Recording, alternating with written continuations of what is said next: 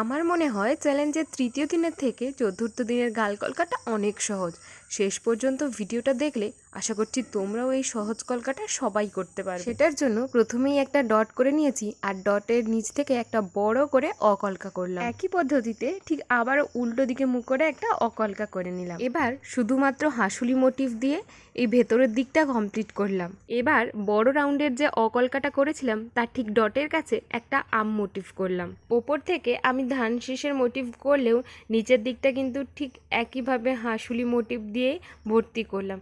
আর ধান শীষের মোটিভটা কিভাবে করতে হয় সেটা কিন্তু আগের ভিডিওতে বলা আছে, তোমরা যারা দেখোনি অবশ্যই দেখে নিতে পারো। কলকাটা সম্পূর্ণ করার পর আমি এই রেড কালারটাকে অরেঞ্জ কালার দিয়ে হাইলাইট করলাম।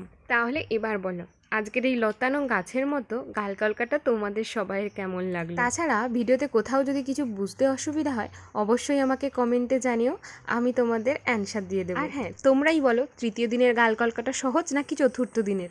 তাহলে দেখা হচ্ছে নেক্সট ডে চ্যালেঞ্জে। আজকের মতো টাটা।